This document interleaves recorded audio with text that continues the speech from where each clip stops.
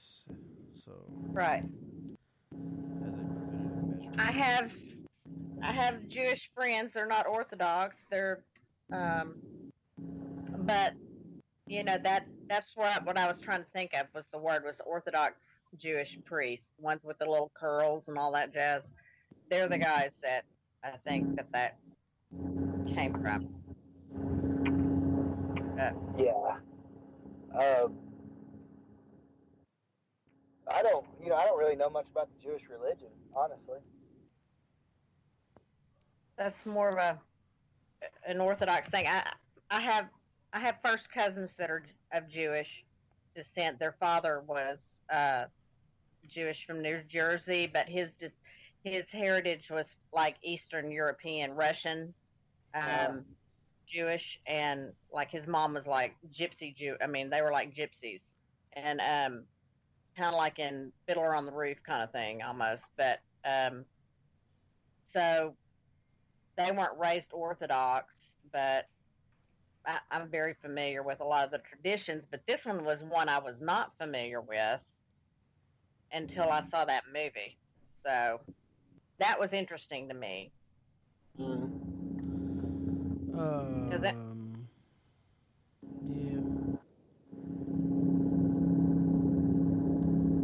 I don't know. I just know that I wouldn't mess with the Dybbuk bucks. hell no, no, no. I would buy one brand new, never been used. You need to send that to one of those ghost museums and one of those bad museums and get rid of it. I'd start my own museum. Yeah, well, it ain't gonna be at my house. I'm gonna tell you right now. Yep. Scientists believe there's a paranormal dimension. Albert Einstein and many physicists who have conducted studies after him have found that human beings are only able to perceive 3 dimensions out of the 4. Some scientists claim upwards of 11 out there. Recently, Bernard Carr, a professor of mathematics and astronomy at Queen Mary University in London, has concluded that among those dimensions is a paranormal realm that our brains sometimes tune into. During a talk Mr. Carr gave during the EuroPA conference, he explained that if a person can think about a thing, it exists. Since the only non physical entities in the universe of which we have any experience are mental ones, Carr said. In a quote to press about his findings, and since the existence of paranormal phenomena suggests that mental entities have to exist in some sort of space that has profound consequences for physics, psychology, parapsychology, and philosophy.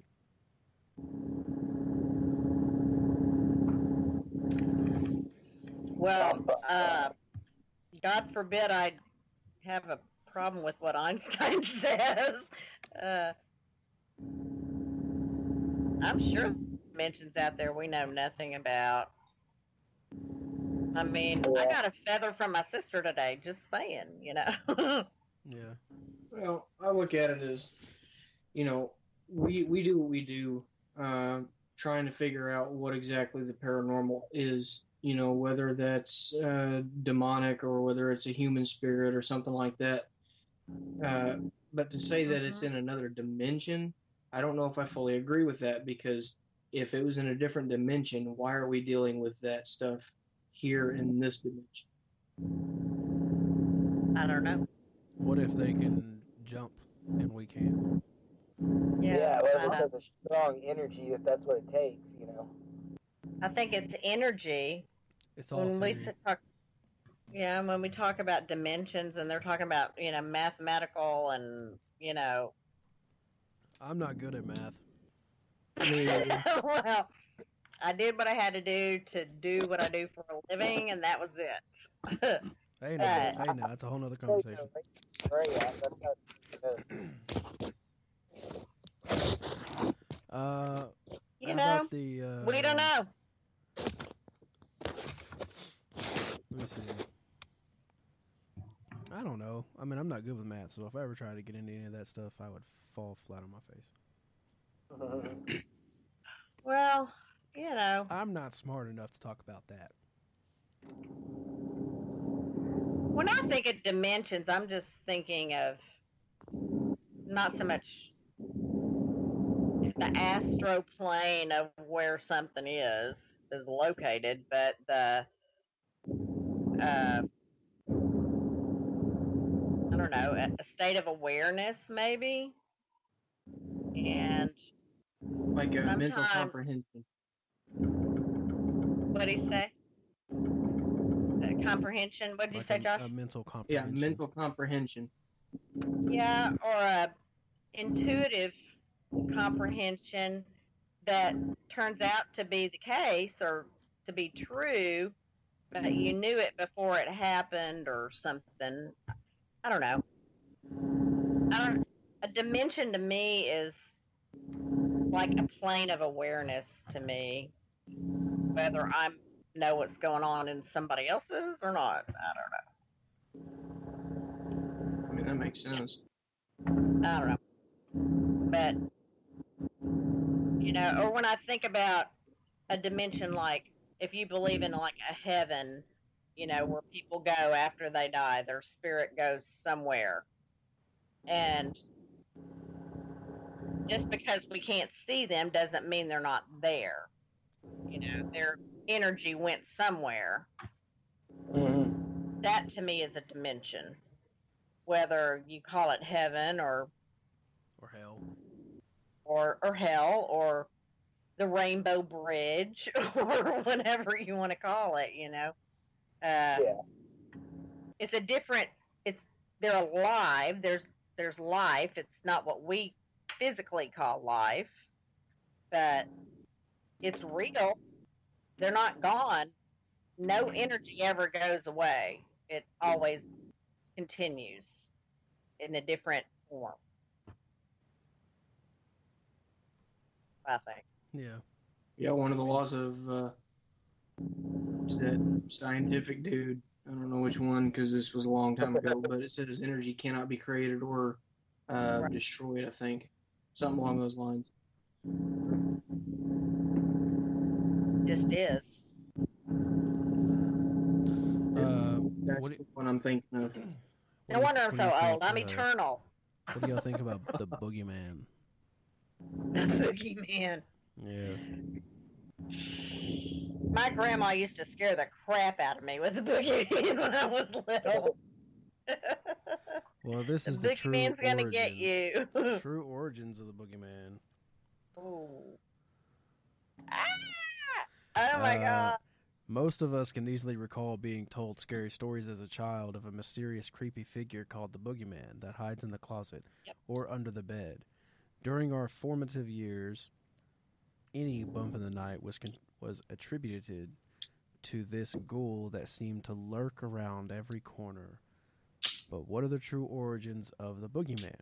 Where did this universal tale come from?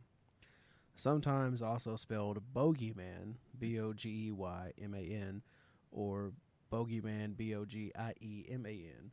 The word originates from the Middle English bog or bogey, B-O-G-G-E, which means hobgoblin.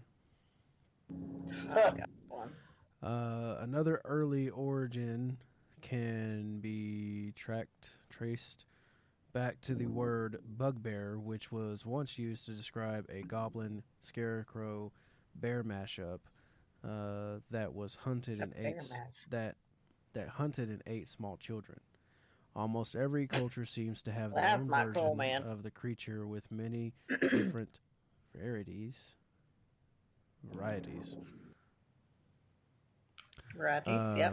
Of spelling, but one tie that binds is the use of the story behind it as a tool to scare children into behaving. That's exactly right. Go, Bubby. Yeah. She sat on the front porch with a mask on one Halloween and scared the crap out of every kid in the neighborhood, dressed up as the boogeyman. My grandma. Check this out. It says in the 1800s, the term boogeyman was linked to an actual person named Albert Fish, who was born in 1870 in Washington, D.C., and grew up to be one of the most horrific killers to date.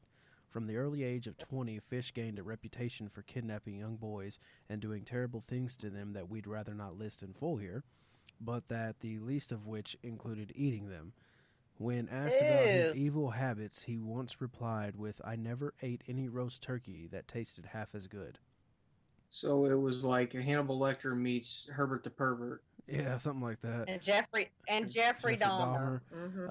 On January 16th, 1936, Fish was executed for his crimes, which put an end to the physical manifestation of the boogeyman, but the myth and legend of it remains strong to this day. So that makes it kind of twisted, man. If that links back to him, it's like, Yes. hey, you better behave or we're going to send this molester after you. Yeah.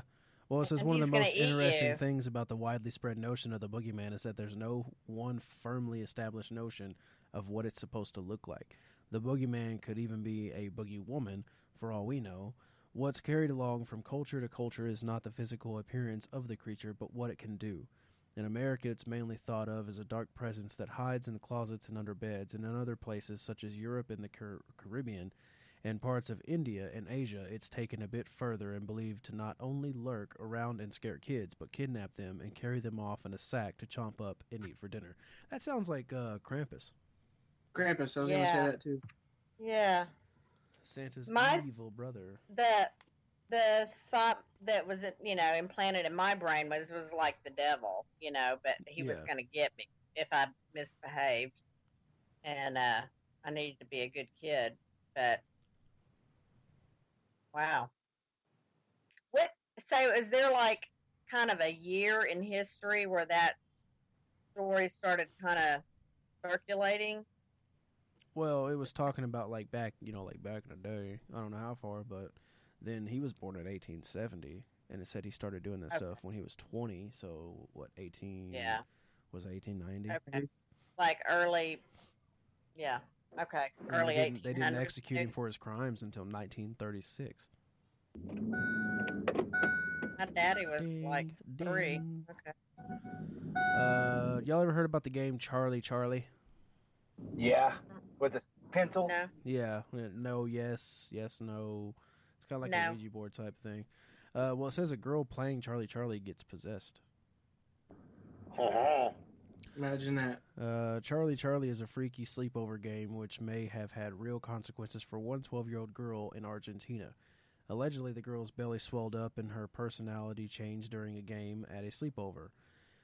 She's 12 years old, was reportedly left in a state of possession after she played the game that involves a cup and a table.